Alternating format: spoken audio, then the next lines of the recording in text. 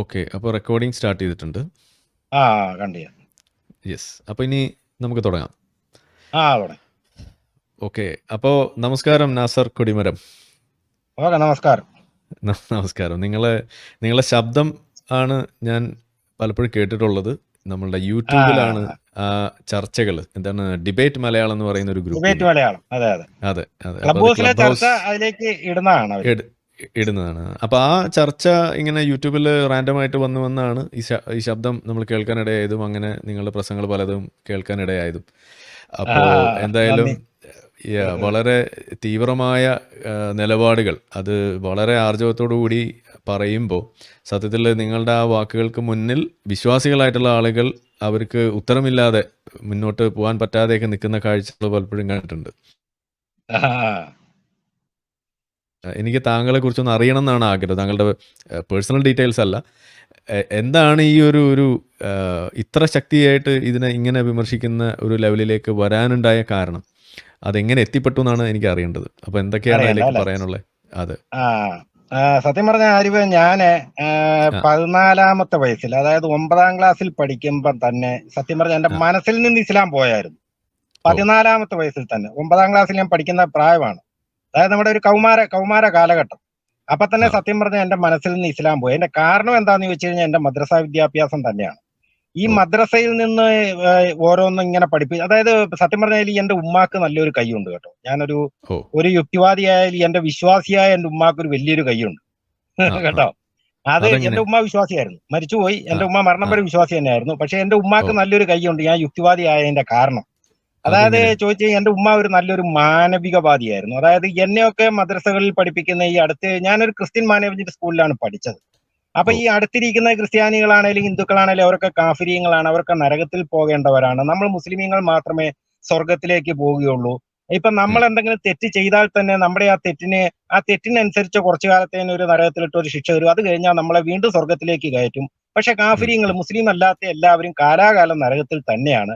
അത് കുഞ്ഞായിട്ട് മരണപ്പെട്ടാലും ശരി, പ്രായപൂർത്തിയായിട്ട് മരണപ്പെട്ടാലും ശരി, വൃദ്ധനായിട്ട് മരണപ്പെട്ടാലും ശരി, എങ്ങനെയായാലും ഈ നരകത്തിൽ തന്നെ അവർ കാലാകാലം കിടക്കണം. അവർക്ക് അതിൽ നിന്നൊരു മോചനമില്ല.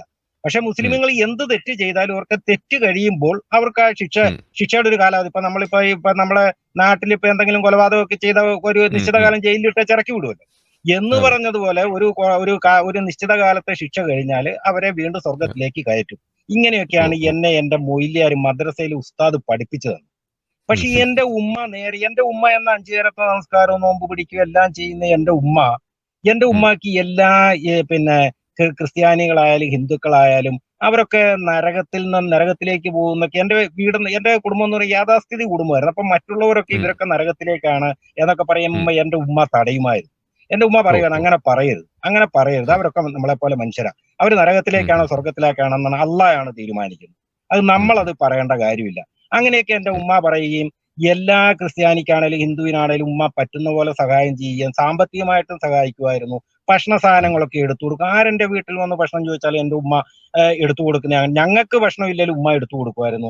അത് ക്രിസ്ത്യാനി വന്നാലും ഹിന്ദു വന്നാലും ആര് വന്നാലും എടുത്തു കൊടുക്കും. അതേപോലെ ഈ യാഥാസ്ഥിതി കുടുംബത്തിൽ എന്റെ മറ്റുള്ള എന്റെ വീട്ടില് മൊയ്ലിയാക്കന്മാരൊക്കെ ഉള്ള ഒരു കുടുംബമായിരുന്നു. അപ്പൊ ഈ ഇവരൊക്കെ വന്ന് വെച്ച് മറ്റുള്ള ഈ ക്രിസ്ത്യാനികളും ഹിന്ദുക്കളും മതം സംസാരിച്ചു വരുമ്പോൾ മതം വരുമല്ലോ, നമ്മുടെ ഈ സ്വാഭാവിക ചർച്ചകളിൽ മതം വരുമല്ലോ. അങ്ങനെ വരുമ്പോൾ ഇവരൊക്കെ വരാറുണ്ടല്ലോ, പണ്ടത്തെ കാലങ്ങളൊക്കെ വരുമായിരുന്നല്ലോ. സ്വാഭാവികമായിട്ടും മതം കടന്നു വരും. ഞാൻ ചോദിക്കുന്നത്, അങ്ങനെ മതം കടത്തുന്ന സ്വഭാവം അത് ഏത് മതത്തിനാ കൂടുതൽ? അത് നമ്മുടെ മതത്തിന് തന്നെ, ഇസ്ലാമിന് തന്നെ. വേറെ മതക്കാർക്ക് അത് പണ്ടും അങ്ങനെ തന്നെയായിരുന്നു. അത് പണ്ടും അങ്ങനെ തന്നെ, പണ്ടും അങ്ങനെയൊക്കെ ഉണ്ട്. ഈ കടന്ന് സംസാരിച്ചു വരുമ്പോൾ മതം കടന്നു വരും. അപ്പൊ എന്റെ ഉമ്മ പറയുന്നത് കേട്ടിട്ടുണ്ട്, ഇവരൊക്കെ ഈ എന്റെ കുടുംബത്തിലുള്ളവർ അവര് കാഫിര്യങ്ങളാണ്, അവർ നരകത്തിൽ പോവും, അവർക്ക് ശിക്ഷ കിട്ടും എന്നൊക്കെ പറയുമ്പോഴത്തെ എന്റെ ഉമ്മ അവരെ അങ്ങനെ പറയരുത്. അത് അള്ളാഹല്ലേ തീരുമാനിക്കും, നമുക്ക് തീരുമാനിക്കാൻ അവകാശമില്ലല്ലോ. അത് അള്ളാഹ് തീരുമാനിക്കും, നമ്മൾ അവര് നരകത്തിൽ പോവോ സ്വർഗത്തിൽ പോവോ, അങ്ങനെ അവരെ നരകത്തിലേക്കും സ്വർഗത്തിലേക്കും വിടാൻ നമുക്ക് അധികാരമില്ല. ഇങ്ങനെയൊക്കെ പറയും എന്റെ ഉമ്മ, ഇങ്ങനെ പറയുക. ഉസ്താദ് നേരെ തിരിച്ചും പറയുകയും ചെയ്യുമ്പോൾ ഞാൻ ആലോചിക്കുമായിരുന്നു, ഉമ്മ പറയുന്നതാണോ സത്യം, ഉസ്താദ് പറയുന്നതാണോ സത്യം? മനസ്സിലായോ? അങ്ങനെ എന്നിൽ നിന്നും പിന്നീട് ഈ പ്രധാനമായിട്ട് എന്നിൽ നിന്നും മതം കടന്നു പോകുന്ന ആയിഷ കല്യാണം പറഞ്ഞു. ഒരു സംശയം, ഈ പറയുന്ന സംഭാഷണമൊക്കെ നടക്കുന്നത് ഏത് വർഷത്തിലായിരിക്കും ഒരു ഏകദേശം? 1984-85 കാലഘട്ടം. ഞാനൊക്കെ ജനിക്കുന്നതിന് മുന്നെയാണ്. അതെ അതെ, എനിക്കിപ്പോ 50 വയസ്സ് കഴിഞ്ഞു. ഓ അത് ശരി. ഓക്കെ. അപ്പൊ അന്നേ ഈ കാര്യങ്ങൾ ഇതുപോലെ ചർച്ച ചെയ്യുന്ന ഉസ്താദുമാർ ഇവിടെ ഉണ്ട്. പിന്നെ അന്ന് കൂടുതലാണ് ചർച്ച. അന്നൊക്കെ എന്ന് പറഞ്ഞാൽ ഉം, ഇന്നത്തെ പോലെ ഈ പബ്ലിക്കായിട്ട് മദനിയെ പോലുള്ള എം അക്ബറിനെ പോലുള്ള ആൾക്കാരില്ലെന്നേ ഉള്ളൂ. പക്ഷെ ഈ ഉം. മദ്രസകളിലും ഈ പള്ളി മേടകൾക്കുള്ളിലും ഒക്കെ നല്ല ചർച്ച നടക്കുന്നുണ്ട് അന്നും. അന്നും അപ്പൊ ചർച്ച ഒരു നടക്കുന്നുണ്ട്. കാര്യമുണ്ട്. അപ്പൊ ഒരു ആ കാര്യമുണ്ട്. നമ്മൾ സാധാരണ ഇവിടെ പറയാറുണ്ടല്ലോ, ഈ സലഫികളാണ് ഈ വിഷയങ്ങളൊക്കെ ഇത്രയും കുളമാക്കിയത് എന്ന് പറയുന്നത്. അപ്പോ അത് ഒരു വാസ്തവമല്ല. സ- അപ്പോ സ- അതിന് വാസ്തവമുണ്ട്. അതെങ്ങനെയാന്ന് ചോദിച്ചു കഴിഞ്ഞാൽ ആരിവേ, ആ ഈ ആ എന്റെയൊക്കെ ചെറുപ്പകാലങ്ങളിൽ ഈ ഉസ്താദന്മാര് ഞങ്ങളോടൊക്കെ പറഞ്ഞു തരും ഈ മറ്റുള്ള ഒരു കാഫറാണ്. അതുപോലെ ഈ അന്നൊക്കെ ഈ പള്ളികളിൽ ഈ ക്രിസ്ത്യൻ ചർച്ചുകളിലൊക്കെ ഈ പിന്നെ കരോൾ എന്ന് പറഞ്ഞ പരിപാടിയുണ്ട്. ഈ ക്രിസ്മസിനുണ്ടല്ലോ ആ കരോള്, ഈ അതെ ക്രിസ്മസ് അതെ അപ്പൂപ്പന്മാര് ഈ മനസ്സിലായി. വീടുകളിലേക്ക് പിള്ളേരും ഉം, ഒക്കെ ആയിട്ട് പാട്ട് പാടി കയറും. അപ്പൊ ഞങ്ങളൊക്കെ ഇങ്ങനെ അതിന്റെ കൂടെ പോവായിരുന്നു.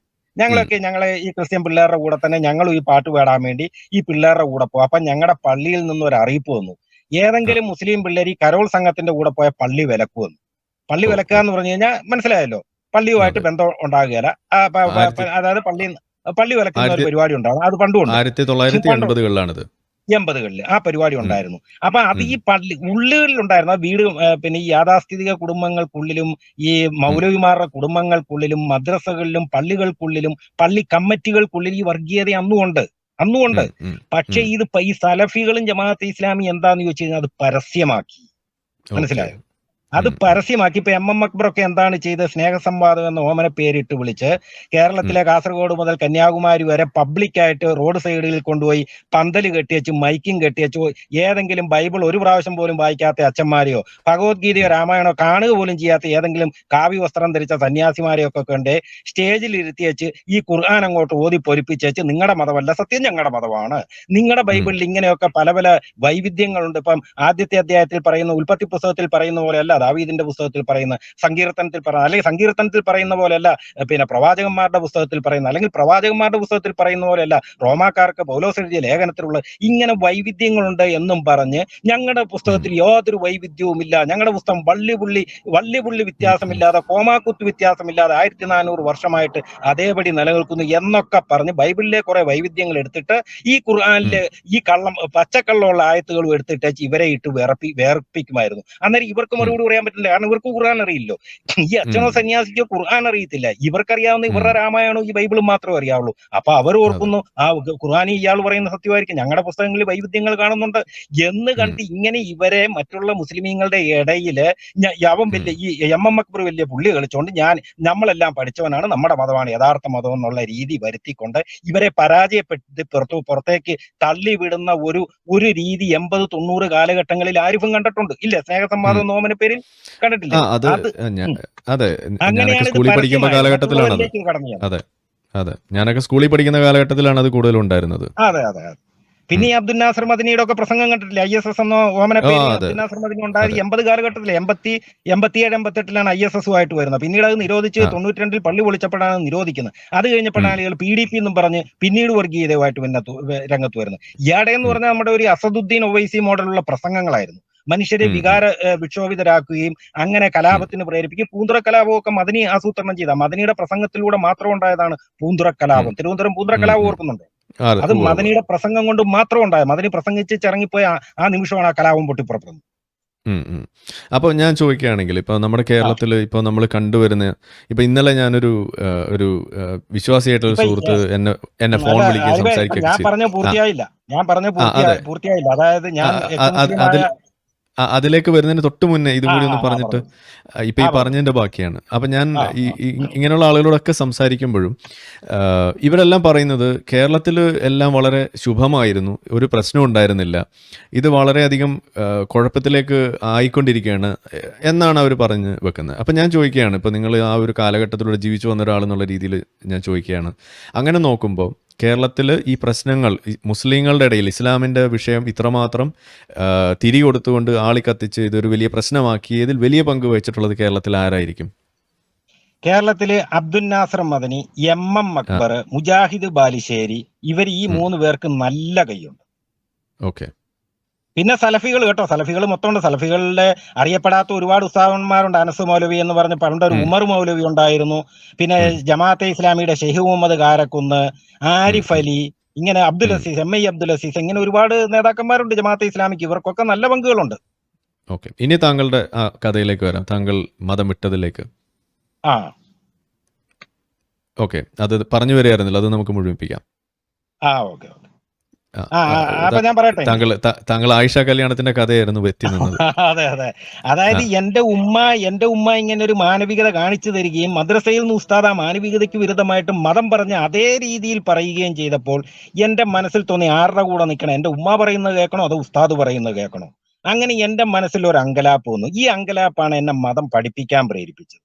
ഈ മതം ഒന്ന് ശരിക്കും പഠിക്കണം എന്നെനിക്ക് വാശിയായി. അങ്ങനെ ഞാൻ അന്നൊക്കെ നമുക്ക് ഈ ഖുർആന്റെ ഒന്നും ഈ തർജ്ജമകൾ കിട്ടുകയില്ല. മനസ്സിലായി, ഖുർആൻ തർജ്ജമകളൊന്നും അന്നുണ്ട്, പക്ഷെ അതൊന്നും കിട്ടാനുള്ള വഴികളൊന്നും ഇല്ലായിരുന്നു. അങ്ങനെ ഈ ഖുർആനിൽ പറഞ്ഞിരിക്കുന്ന ഇതിന്റെയൊക്കെ അർത്ഥമൊന്നും മനസ്സിലാക്കണമല്ലോ. എന്നാൽ ഈ അറബിയല്ല പറഞ്ഞു തരുന്നത്, ഇവർ പറയുന്ന അർത്ഥമല്ല നമ്മൾ വിശ്വസിക്കുക. ഇതിന്റെ അർത്ഥങ്ങളൊക്കെ എങ്ങനെ കണ്ടെത്തും, എങ്ങനെ മനസ്സിലാക്കും? അങ്ങനെ ഞാൻ അന്ന് മുതൽ ഒരു ഖുർആന്റെ തർജ്ജമയ്ക്ക് വേണ്ടി അലയാൻ തുടങ്ങി. അങ്ങനെ എനിക്ക് ഖുർആന്റെ തർജ്ജമ കിട്ടിയില്ലെങ്കിലും ആദ്യമായിട്ട് എനിക്ക് കിട്ടുന്നത് ഈ അത് എപ്പോഴാണെന്ന് ചോദിച്ചു കഴിഞ്ഞാൽ എനിക്ക് കിട്ടുന്നത്, ഞാൻ PDC പഠിക്കണം. PDC ഫസ്റ്റ് ഇയറിന് പഠിക്കുമ്പോഴാണ് എനിക്ക് തഫ്ഹീമുൽ ഖുർആൻ എന്ന ജമാഅത്തെ ഇസ്ലാമിയുടെ സ്ഥാപക നേതാവ് മൗലാന അബുൽ അഅ്ല മൗദൂദി എഴുതിയ തഫ്ഹീമുൽ ഖുർആൻ എന്ന ഖുർആൻ പരിഭാഷ എനിക്ക് PDC പഠിക്കുമ്പോൾ എനിക്ക് കിട്ടി. അങ്ങനെ ഞാൻ ആ ഖുർആൻ പരിഭാഷ വേറൊരാളിൽ നിന്ന് ഞാൻ കടം മേടിച്ചാൽ, സ്വന്തമായിട്ട് മേടിച്ചോന്നു അതിനുള്ള പണമൊന്നും എൻ്റെ ഇല്ല. അപ്പൊ ഈ ഖുർആൻ പരിഭാഷ ഒരു ജമാഅത്തെ ഇസ്ലാമിക്കാരൻ തന്നെയാണ് എനിക്ക് തരുന്നത്. അങ്ങനെ ഞാൻ ഈ ഖുർആൻ പരിഭാഷ ഞാൻ ഒരു 2-3 ദിവസം കൊണ്ട് ഒറ്റയടിക്കാതെ വായിച്ചു തീർന്നു, ഈ തഫ്ഹീമുൽ ഖുർആൻ എന്ന ഖുർആൻ പരിഭാഷ. ഈ ഖുർആൻ പരിഭാഷ വായിച്ചപ്പോഴാണ് എനിക്ക് മനസ്സിലായത് എന്റെ ഉമ്മ ഇതറിയാതെ വിശ്വസിച്ചിരിക്കുന്നു. ആരിഫിന് പറയുന്നത് മനസ്സിലാകുന്നുണ്ടോ? മനസ്സിലായി. എന്റെ ഉമ്മാക്ക് എന്നെ പോലെ തന്നെ ഈ ഖുർആന്റെ അകത്തെന്താണ് എഴുതിയിരിക്കുന്നതെന്ന് അറിയില്ലായിരുന്നു. പക്ഷെ ഉമ്മാക്ക് അറിയാമായിരുന്നു എല്ലാവരും മനുഷ്യരാണ്, ഹിന്ദുവും ക്രിസ്ത്യാനിയും എല്ലാവരും മനുഷ്യരാണ്. അപ്പൊ അവരെയൊക്കെ കൊണ്ട് ഒരു ദൈവം കൊണ്ട് നരകത്തിലിട്ട് പൊരിക്കൂ എന്ന് പറയുമ്പം എന്റെ ഉമ്മായിലെ മാനവികത അതിന് സമ്മതിക്കുന്നില്ല. പക്ഷെ ഉസ്താദിൽ അങ്ങനെ ഒരു മാനവികത ഇല്ല. കാരണം ഉസ്താദ് പഠിച്ചിരിക്കുന്ന മുഴുവൻ മതമാണ്. മതത്തിനപ്പുറത്തേക്ക് ഉസ്താദിന് ഒന്നും അറിയില്ല. ഈ മതം എന്താണോ പഠിപ്പിച്ച അത് തന്നെയാണ് ഉസ്താദ് ഫോളോ ചെയ്യുന്നത്. അതുകൊണ്ടാണ് ഉസ്താദ് അതേ രീതിയിൽ പറയുന്നു. ഈ മതം പഠിക്കാത്ത എന്റെ ഉമ്മ തിരിച്ചു പറഞ്ഞു. മനസ്സിലായോ? അങ്ങനെ ഞാൻ ഈ ഖുർആൻ പരിഭാഷ വായിക്കും തോറും എന്നിലേക്ക് ഇതെന്താണ് ഒരു പ്രപഞ്ച സൃഷ്ടാവിന് ഇങ്ങനെയൊക്കെ എഴുതാൻ സാധിക്കും. അന്നേരം എനിക്ക് 16 വയസ്സേ ഉള്ളൂ കേട്ടോ. 16 വയസ്സേ ഉള്ളൂ എന്ന് ഓർക്കണം. ഞാൻ ആദ്യമായിട്ട് തഫ്ഹീമുൽ ഖുർആൻ എന്ന മൗലാന മൗദൂദിയുടെ ഖുർആൻ പരിഭാഷ വായിക്കുമ്പോൾ എന്റെ പ്രായം 16 ആണ്. PDC ഫസ്റ്റ് ഇയറിന് പഠിക്കേണ്ട കാലഘട്ടം. ഇതിങ്ങനെ വായിച്ചു വരുമ്പോഴത്തേനും ഓരോന്ന് എന്റിലേക്ക് ഇതെങ്ങനെ, അതായത് നമ്മുടെ ആയിഷ നമ്മുടെ മുഹമ്മദ് നബി മരുമകളെ കല്യാണം കഴിക്കുന്ന രാത്രി ഉണ്ടല്ലോ, നമ്മുടെ സൈനബിനെ കല്യാണം കഴിക്കുന്ന രാത്രി. ഈ സൈനബിനെ കല്യാണം കഴിക്കുന്ന രാത്രിയിൽ ആൾക്കാർ സഹാക്കള് മുഹമ്മദ് നബിയുടെ സഹാബത്തെല്ലാം വന്നിരിക്കുമ്പോൾ മുഹമ്മദ് നബിക്ക് അവരെ പറഞ്ഞു വിടാൻ വേണ്ടി ഒരു ആയത്തിറങ്ങുന്നു. അതായത് നിങ്ങൾ ഭക്ഷണം കഴിച്ചോരോ പിരിഞ്ഞു പോകണം, മുഹമ്മദ് നബിയെ ഇങ്ങനെ നിങ്ങൾ ബുദ്ധിമുട്ടിക്കരുത്. അദ്ദേഹത്തിന് ഇത് പറയാൻ ലജ്ജയില്ല, പക്ഷെ പ്രപഞ്ച സൃഷ്ടാവായി എനിക്ക് ലജ്ജയില്ല. അദ്ദേഹത്തിന് ഇത് നിങ്ങളോട് പറയാൻ ലജ്ജയുണ്ട്, പക്ഷെ പ്രപഞ്ച സൃഷ്ടാവായി എനിക്ക് ലജ്ജയില്ല എന്നും പറഞ്ഞ് അവിടെ ഒരു ആയത്തിറങ്ങുക. അപ്പൊ അപ്പൊ തന്നെ ഞാൻ ആലോചിച്ചു, ഇതൊരു പ്രപഞ്ച സൃഷ്ടാവ് മുഹമ്മദ് നബിക്ക് ഇത് ബാല്യക്കാരൻ പറയണ്ടല്ലോ, ജോലിക്കാരൻ പറയേണ്ട കാര്യങ്ങൾ എന്തിനാണ് ഒരു പ്രപഞ്ച സൃഷ്ടാവ് ഇറങ്ങിയെന്ന് പറയുക? ഇങ്ങനെ ഓരോന്ന് അയക്കും തോറും ഇങ്ങനെ ഈ അന്യമതസ്ഥരെ കൊല്ലാനെന്ന പോലെ 9:123 അയൽവക്കക്കാരനെ കൊല്ലുക. അറിയത്തിലെ ആയത്ത് സൂറത്തുൽ തൗബ 123 വാക്യം, ഖാത്തല്ലദീന യലൂനക്കും മിനൽ കുഫാരി വയജിദു ഫീകും ഇല്ലത്തൻ വഅലമു അന്നല്ലാഹ മഅൽ മുത്തഖീൻ. നിന്റെ അടുത്ത് താമസിക്കുന്ന അയൽവാസിയായ കാഫിറിനോട് നീ പോയി യുദ്ധം ചെയ്യുക, ആ യുദ്ധത്തിൽ അവൻ രൂക്ഷത കണ്ടെത്തണം, തീർച്ചയായും സൂക്ഷ്മത പാലിക്കുന്നവരോടൊപ്പമാവുന്നുള്ള. അതായത് തൊട്ടടുത്ത് താമസിക്കുന്ന അയൽവാസി അമുസ്ലിം ആണെങ്കിൽ അവനോട് പോയി യുദ്ധം ചെയ്യണം, ആ യുദ്ധത്തിൽ അവൻ രൂക്ഷത കണ്ടെത്തണമെന്നാണ് പറഞ്ഞത്. പക്ഷെ ഞാൻ അവിടെ ഒരു ചെറിയ സംശയം ഞാൻ ചോദിക്കുകയാണ്. ഇപ്പൊ കഴിഞ്ഞ ദിവസം ചില ഉസ്താദുമാര് അതിനെ ന്യായീകരിച്ച് നടക്കുന്നുണ്ട്. അതായത് നമ്മളുടെ കാഫിറിനെ കണ്ടെടുത്ത് വെച്ച് വെട്ടിക്കൊല്ലണം എന്ന് പറയുന്ന ആയത്ത്.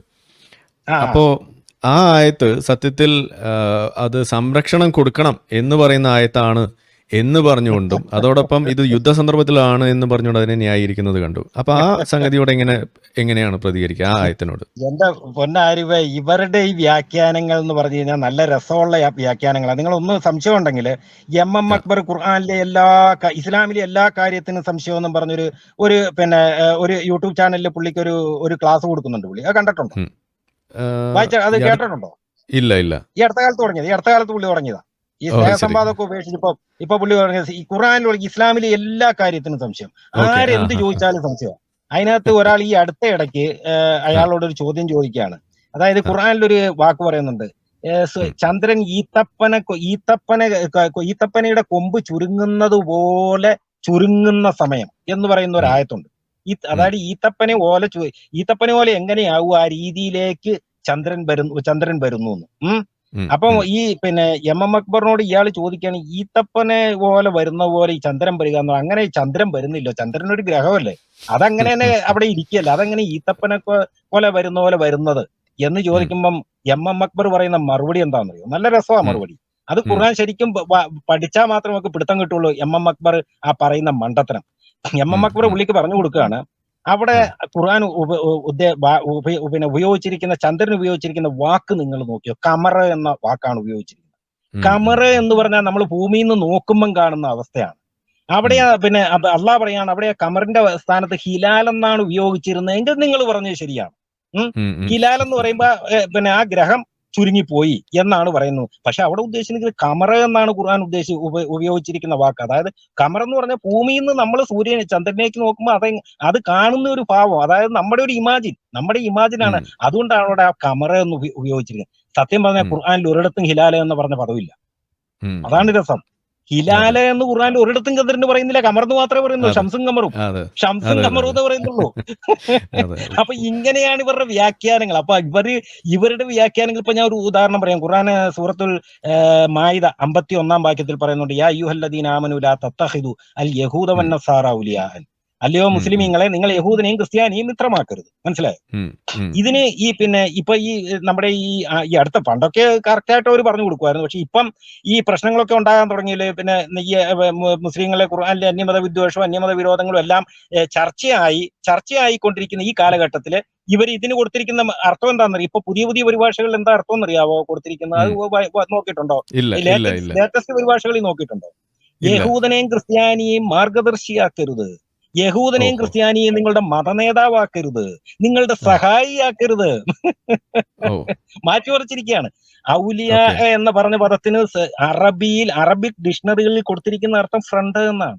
ഫ്രണ്ട് അതായത് സദീഖ്, നമ്മുടെ മിത്രം, ചങ്ങാതി എന്നാണ് അർത്ഥം. പക്ഷെ ഇവരതിനെ മാറ്റിമറിച്ച് അള്ളാനെ മോമിനെ രക്ഷിക്കുകയാണ്.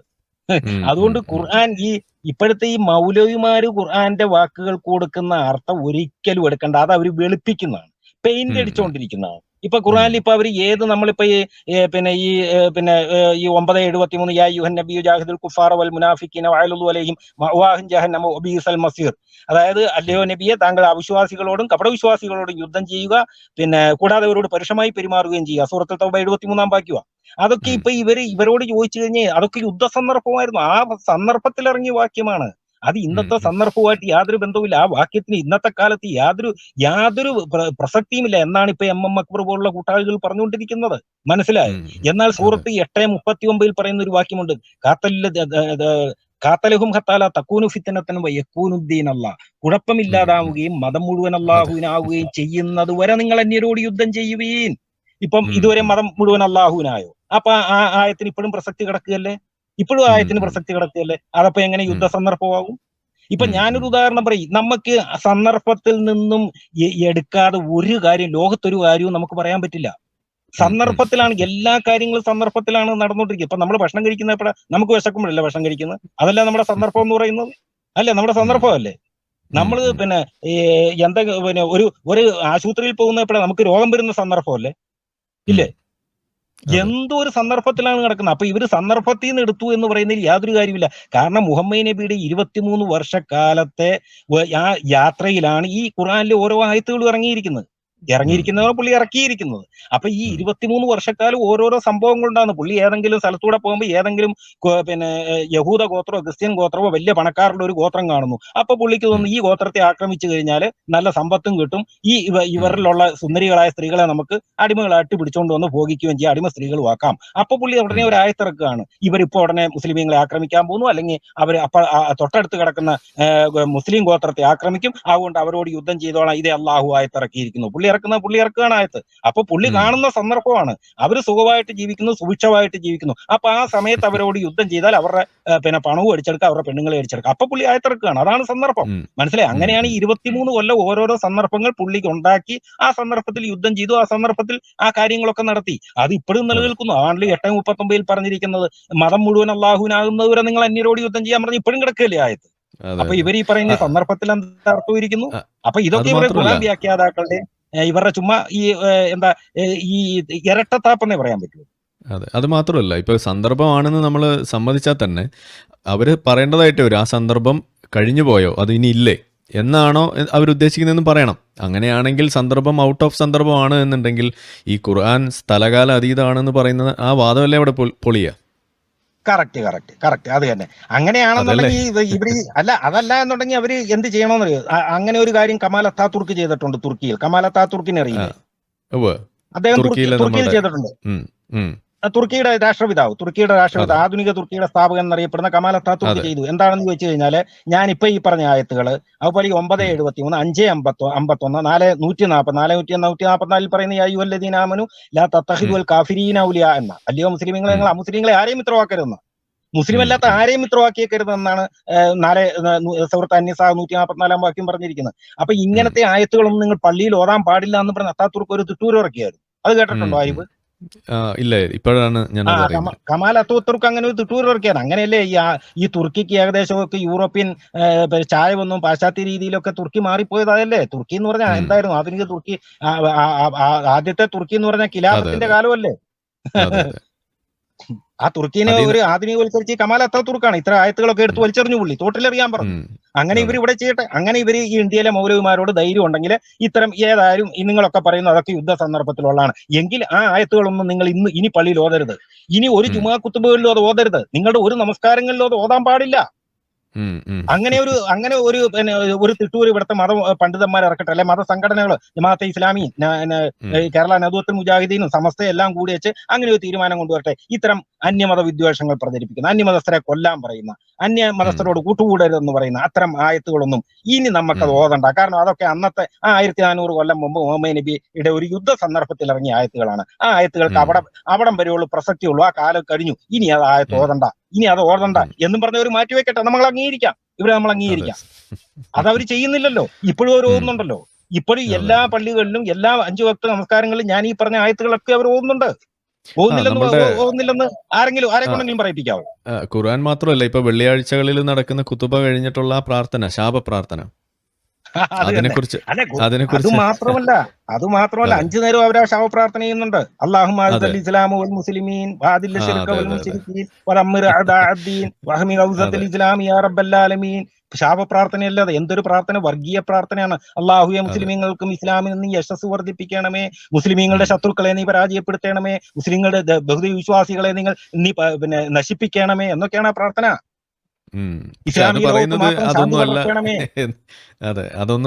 ഇങ്ങനെയൊക്കെയാണ് ഒരു പള്ളിയിൽ പ്രാർത്ഥന നടത്തേണ്ടത്. ഇങ്ങനെയൊക്കെയാണോ പ്രാർത്ഥന നടത്തേണ്ടത്? ഒരു ബഹുസ്വര സമൂഹത്തിൽ, അത് ഹിന്ദുക്കളും ക്രിസ്ത്യാനികളും യുക്തിവാദികളും എല്ലാം ഇടകലർന്ന് കിടക്കുന്ന ഒരു സമൂഹമാണ് നമ്മുടെ ഇന്ത്യ മഹാരാജ്യം. ആ ഇന്ത്യ മഹാരാജ്യത്തിൽ ഇങ്ങനെ ഒരു പ്രാർത്ഥന നടത്താമോ?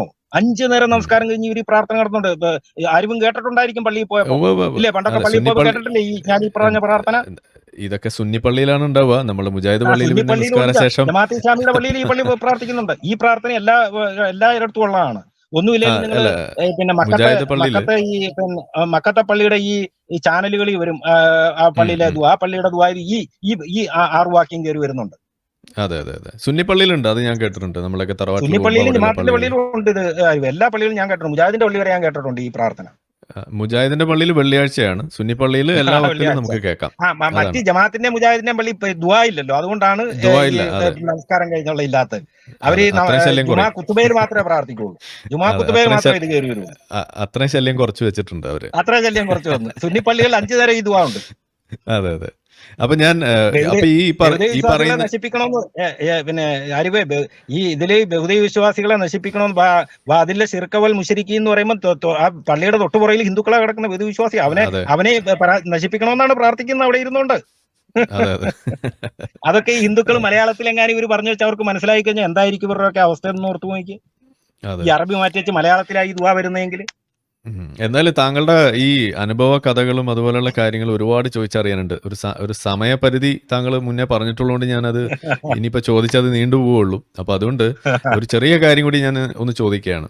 ഇപ്പോൾ താങ്കളിപ്പോൾ ഈ പറഞ്ഞ ഈ ഒരു ശാപപ്രാർത്ഥന എന്നെ ഈ മതത്തിൽ നിന്നും അകറ്റിയ ഒരു പ്രധാനപ്പെട്ട ഘടകം ഇതായിരുന്നു. ഈ പറയുന്ന പ്രാർത്ഥനകളൊക്കെ വരുന്ന സമയത്ത് ഇതെങ്ങനെ ശരിയാവുക എന്നുള്ളൊരു ചിന്ത നമുക്ക് ആ അർത്ഥം അറിഞ്ഞ സമയത്ത് ഒരുപാട് ഘടകങ്ങളുള്ളതിൽ ഒരു പ്രധാനപ്പെട്ട ഘടകം ഇതാണ്. ഇപ്പോൾ താങ്കളുടെ ഘടകം താങ്കൾ പറഞ്ഞു, ഉമ്മായും ഈ പറയുന്ന ഉസ്താദും തമ്മിലുള്ള വ്യത്യാസങ്ങൾ. തമ്മിലുള്ള വ്യത്യാസം അതാണ് മെയിൻ ഘടകം വന്നത് എനിക്ക്. അതെ, അപ്പൊ പിന്നെ ഖുർആൻ വായിച്ചപ്പം വന്ന ഈ വൈവിധ്യങ്ങളും. അപ്പൊ ഞാൻ ചോദിക്കണത് ഇപ്പോ ഓരോ മതം വിട്ട മുസ്ലിമിനോട് ചോദിക്കുമ്പോഴും ഇതുപോലെ വ്യത്യസ്തങ്ങളായിട്ടുള്ള കാരണങ്ങളാണ് നമുക്ക് കേൾക്കാൻ കഴിയാറ്. ഓരോ ആളുകൾക്കും ഇതിൽ നിന്ന് ട്രിഗർ ഉണ്ടായിട്ടുള്ള ഒരു പ്രധാനപ്പെട്ട കാര്യം ഇതുപോലുള്ള ഓരോന്ന് വ്യത്യസ്തമായതാണ് ഓരോ ആളുകളും പറയുന്നത്. ഇപ്പോൾ നിങ്ങൾ പറയുമ്പോഴും ഞാൻ പറയുമ്പോൾ അത് തന്നെ വ്യത്യാസമാണ്. അപ്പം ഞാൻ പൊതുവായിട്ട് ഇപ്പോൾ ഒരു മുസ്ലിമായിട്ട് ജീവിച്ചുകൊണ്ടിരിക്കുന്ന ഒരു വ്യക്തിയെ സംബന്ധിച്ചിടത്തോളം ഈ മതത്തിൽ എന്തെങ്കിലും കുഴപ്പമുണ്ടോ എന്ന് ഒന്ന് പ്രൊആക്റ്റീവായിട്ട് അതായത് നമ്മളൊക്കെ പറയുന്നത് കേട്ട് ചിന്തിക്കാൻ തുടങ്ങുകയാണെന്നുണ്ടെങ്കിൽ ഏത് ഏരിയയിൽ ചിന്തിച്ച് തുടങ്ങുന്നതായിരിക്കും അവർക്ക് ഏറ്റവും ഈ മതത്തിൻ്റെ പൊള്ളത്തരം മനസ്സിലാവാൻ ഏറ്റവും ഗുണം ചെയ്യുക? ഈ മതത്തിന്റെ പൊള്ളത്തരം എങ്ങനെയാ, അത് എനിക്ക് ഒന്നും കൂടെ ഒന്ന് വ്യക്തമാക്കി തരാം. അതായത് ഈ മതത്തിന്റെ പൊള്ളത്തരം ഇത് മാനവിക വിരുദ്ധമാണ്. ഇപ്പോൾ ഫോർ എക്സാമ്പിൾ ഞാൻ വീണ്ടും പറയുകയാണെങ്കിൽ ഇപ്പോൾ അടിമ വ്യവസ്ഥിതി എന്ന് പറയുന്ന സംഗതി, ഇപ്പോൾ ഇസ്ലാമിസ്റ്റുകൾ പറയുന്നത് ഇസ്ലാം അടിമ വ്യവസ്ഥിതിയെ വളരെയധികം പ്രോത്സാഹിപ്പിച്ച മതമാണെന്നാണ് പറയുന്നത്. അടിമ വിമോചനത്തെ പ്രോത്സാഹിപ്പിച്ചു. അതെ, ഇപ്പൊ എനിക്ക് പിടുത്തം അത് ഞാൻ പറഞ്ഞുതരാം, ക്ലിയർ ആയിട്ട് പറയാം. ഇപ്പൊ എനിക്ക് മനസ്സിലായി. അതായത് ഈ മതത്തിന്റെ പൊള്ളത്തരം മനസ്സിലാക്കാൻ വേണ്ടി എവിടെ നിന്ന് ചിന്തിച്ചു തുടങ്ങണമെന്നല്ലേ ചോദിച്ചത്? ഒന്നും വേണ്ട, നമ്മളിൽ നിന്ന് മാത്രം ചിന്തിച്ച് നമ്മൾ നോക്കൂ. ഒരു ദൈവം എന്ന് പറയുമ്പോൾ ഈ അണ്ടകടാകം മുഴുവൻ സൃഷ്ടിച്ചതാണ് ദൈവം. ഈ പിന്നെ മുസ്ലിങ്ങളുടെ വിശ്വാസം അനുസരിച്ച്, അല്ല മുസ്ലിങ്ങളുടെ അല്ല, ഏത് മതക്കാരുടെ വിശ്വാസം അനുസരിച്ച് അണ്ടകടാകം മൊത്തം സൃഷ്ടിച്ച ആളാണ് ദൈവം എന്ന് പറയുന്നത്. ഈ അണ്ടകടാകം എന്ന് പറയും മനുഷ്യൻ മാത്രമല്ല, മൃഗങ്ങളുണ്ട്, ബാക്ടീരിയകളുണ്ട്, പക്ഷികളുണ്ട്, കടലുണ്ട്, കരയുണ്ട്, വൃക്ഷലതാദികളുണ്ട്, പല പല ഗ്രഹങ്ങളുണ്ട്, മനുഷ്യൻ കണ്ടെത്തിയിട്ടില്ലാത്ത ഗ്രഹങ്ങളുണ്ട്, ചന്ദ്രനുണ്ട്, സൂര്യനുണ്ട്, ഈ ഗാലക്സി മുഴുവനുണ്ട്, ഈ ഗാലക്സിയെ ഉൾക്കൊള്ളുന്ന അതിലും വലിയ ഗാലക്സികളുണ്ട്. ഇതെല്ലാം ഉൾക്കൊണ്ട് ഇതിനെ എല്ലാം സൃഷ്ടിച്ചിരിക്കുന്ന ഒരു ദൈവം. ആ ദൈവത്തിന് ആ ദൈവത്തിന്റെ കാഴ്ചപ്പാടിൽ ഈ ഭൂമി എന്ന് പറയുന്നത് വെറും നമ്മുടെ ഈ പിന്നെ ഒരു മില്ലിൽ ഒരു തടി ഇറക്കുമ്പോഴേക്കും ഒരുപാട് പൊടികൾ പറന്നു പോകുന്ന കണ്ടിട്ടില്ലേ? അതിലൊരു പൊടി മാത്രമാണ് ആ ദൈവത്തിന്റെ കണ്ണിൽ ഈ ഭൂമി എന്ന് പറയുന്നത്. ഒരു പൊടി. ആ പൊടിയിലെ കുറെ ബാക്ടീരിയകൾക്ക്, അല്ലെ പുഴുക്കളായ കുറെ മനുഷ്യർക്കും കുറച്ച് മൃഗങ്ങൾക്കും ഒക്കെ വേണ്ടി ദൈവം ഒരു കിതാബും കുറെ പ്രവാചകന്മാരും ഇറക്കി വിട്ടേച്ചാ ദൈവം പറഞ്ഞിരിക്കുന്നത് എന്താ? എന്റെ മതക്കാരാണ് ഈ മുസ്ലിം എന്ന് പറയുന്നത്, ഇസ്ലാം എന്ന് പറയുന്നത്, അവർക്ക് മാത്രമേ രക്ഷയുള്ളൂ, ബാക്കി എല്ലാവരും നരകത്തിലേക്ക് പോകാൻ പോവുകയാണ്. എന്നിട്ട് അവർക്ക് കൊടുത്തിരിക്കുന്ന കൽപ്പനകളാണ് ഖുർആൻ ഈ പറയാൻ, തൊട്ടടുത്ത അയൽവാസി അമുസ്ലിമാണ് അവനെ പോയി ആക്രമിക്കുക, അവനോട് രൂക്ഷത കാണിക്കുക. ഇനി ക്രിസ്ത്യാനിയും യഹൂദനെ നീ മിത്രമാക്കരുത്. അവസാനത്തെ യഹൂദന് മരിച്ചു വീഴുന്ന അവൻ കൊല്ലപ്പെടുന്നവരെ ഈ ഭൂമിയിലെ ഈ ലോകം അവസാനിക്കുകയല്ല. ഇങ്ങനെയൊക്കെ ഒരു ദൈവം പറയുമോ? ഒരു ദൈവത്തെ അവനിലേക്ക് തന്നെ നോക്കുക. അവനിൽ ഇത് വായിക്കുന്നവൻ, ഈ ഖുർആൻ വായിക്കുന്നവൻ അവനിലേക്ക് തന്നെ നോക്കുക. ഞാൻ ഇങ്ങനെ കാണിക്കുന്നുണ്ട്. എന്റെ അയൽവക്കത്ത് താമസിക്കുന്ന സെബാസ്റ്റ്യനോടും തോമസിനോടും നാരായണനോടും ഞാൻ പോയി യുദ്ധം ചെയ്യാൻ പറ്റുമോ?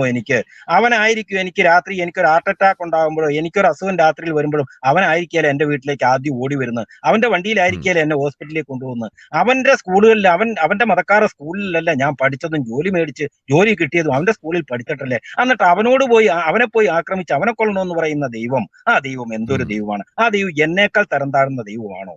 ആ ദൈവത്തിന് ഗോവിന്ദചാമിയേക്കാൾ തരം താഴാൻ പറ്റുമോ? ആ ദൈവത്തിന് പിന്നെ സുകുമാരക്കുറുപ്പിനേക്കാൾ മോശമാകാൻ പറ്റുമോ? ആ ദൈവം ഹിറ്റ്ലറിനേക്കാൾ മോശമാണോ എന്ന് അവൻ ചിന്തിച്ചേച്ച് ഈ ഹിറ്റ്ലറും ഗോവിന്ദചാമിയും മുസോളിനിയും ഈദി അമീനും സദ്ദാം ഹുസൈനും ഒക്കെ മുല്ലാ ഉമറും ബിൻ ലാദനും ഒക്കെ ആയിട്ട് അവൻ ആ ദൈവത്തെ താരതമ്യം ചെയ്യുക. എന്നിട്ട് അവൻ നോക്കുക, നമ്മുടെ നാട്ടില് ഒരുപാട് നല്ല മനുഷ്യർ കടന്നുപോയിട്ടുണ്ട്. മഹാത്മാഗാന്ധിയെ പോലുള്ള, എബ്രഹാം ലിങ്കണെ പോലുള്ള, ശ്രീനാരായണ ഗുരുവിനെ പോലുള്ള, മാർട്ടിൻ ലൂതർ കിങ്ങിനെ പോലുള്ള ഒരുപാട് സ്വാമി വിവേകാനന്ദ ഒരുപാട് പേര് കടന്നുപോയിട്ടുണ്ട്. അവരൊക്കെ ഇങ്ങനെ പറഞ്ഞിട്ടുണ്ടോ? അവരൊക്കെ ഇങ്ങനെ മാനവീയ വിരുദ്ധമായ കാര്യങ്ങൾ ഈ സമൂഹത്തിലേക്ക് പറഞ്ഞിട്ടുണ്ടോ? അപ്പൊ ഈ ദൈവത്തെക്കാൾ മുകളിലേ അവര് നിൽക്കുന്നത്. അപ്പൊ ആ ദൈവത്തിന്റെ മുമ്പിൽ ഒരു പുഴു പോലും അല്ലാത്ത, ഈ മനുഷ്യന്റെ മാനവികത പോലും ഇല്ലാത്ത, ഈ മനുഷ്യന്റെ വിവരം പോലും ഇല്ലാത്ത ഒരു ദൈവത്തെ ഒരു യഥാർത്ഥ ദൈവമാണ്, യഥാർത്ഥ പ്രപഞ്ച സൃഷ്ടാവാണ് എന്ന് എങ്ങനെ വിശ്വസിക്കും? അപ്പൊ അതൊരു മനുഷ്യന്റെ സൃഷ്ടിയല്ലേ? അത് മുഹമ്മദ് ഉണ്ടാക്കിയതല്ലേ? മുഹമ്മദിന് ഭരിക്കാനും മുഹമ്മദിനെ സുഹിക്കാനും വേണ്ടി മുഹമ്മദ് ഉണ്ടാക്കിയ ഒരു ദൈവമല്ലേ അത്? മുഹമ്മദിന്റെ മാത്രം ദൈവമല്ലേ എന്നവന് സുഖമായിട്ട് മനസ്സിലാക്കാൻ സാധിക്കും. ആരിഫ് ഓക്കെ. അപ്പോൾ എന്തായാലും അതൊരു നല്ല തുടക്കമാവട്ടെ. ഇത് കേൾക്കുന്ന വിശ്വാസികൾക്ക് പ്രത്യേകിച്ചും. എന്തായാലും താങ്കളുടെ ശബ്ദം ഇനിയും ഞാൻ തേടി വരും. ഇതുപോലെ നമുക്ക് റെക്കോർഡ് ചെയ്ത് ആളുകളെ അത് കേൾപ്പിക്കാൻ കുഴപ്പമില്ല, അത് വേണ്ടിയിട്ട് കുഴപ്പമില്ല. സമയം അനുവദിക്കുന്നത് പോലെ. അപ്പോൾ എന്തായാലും ഇന്ന് നമ്മളെ ക്ഷണം സ്വീകരിച്ച് ഇതുപോലെ വന്നതിന് വലിയ നന്ദി. ഓക്കെ ഓക്കെ, തുടർന്നും കേൾക്കാം. Okay okay okay, thank you. അപ്പൊ കട്ട് ചെയ്തേക്കാം അല്ലേ അരുവേ? കട്ട് ചെയ്തോളൂ. ശരി ശരി ഓക്കെ. നമ്മളെ വീഡിയോ കണ്ടുകൊണ്ടിരിക്കുന്ന ആളുകൾ ചാനൽ സബ്സ്ക്രൈബ് ചെയ്തിട്ടില്ല എന്നുണ്ടെങ്കിൽ അത് ചെയ്ത് നമ്മളെ സപ്പോർട്ട് ചെയ്യുക. മറ്റു രീതിയിൽ സപ്പോർട്ട് ചെയ്യാൻ ആഗ്രഹിക്കുന്ന ആളുകൾക്ക് അതിൻ്റെ ഡീറ്റെയിൽസ് ഡിസ്ക്രിപ്ഷനിലുണ്ട്. നിങ്ങളുടെ ഓരോ ലൈക്കും ഷെയറും അതുപോലെ കമൻ്റ് ഇടുന്നതും ഇതിൽ ഈ വീഡിയോ അതിൻ്റെ താഴെ വരുന്ന കമൻറ്റുകൾക്ക് നിങ്ങൾ പ്രതികരിക്കുന്നതെല്ലാം തന്നെ വീഡിയോയുടെ റീച്ച് കൂടുന്നതിന് വലിയ തോതിൽ ഉപകാരപ്പെടുന്ന സംഗതിയാണ്. അപ്പോൾ അതുകൊണ്ട് അതിൽ നിങ്ങൾ ഏർപ്പെടണം എന്നും കൂടി ഞാൻ അഭ്യർത്ഥിക്കുകയാണ്. മറ്റുള്ള രീതിയിലുള്ള സപ്പോർട്ട് തുടർന്നും നിങ്ങളുടെ ഭാഗത്തുനിന്നുണ്ടാവും എന്ന് പ്രതീക്ഷിക്കുന്നു.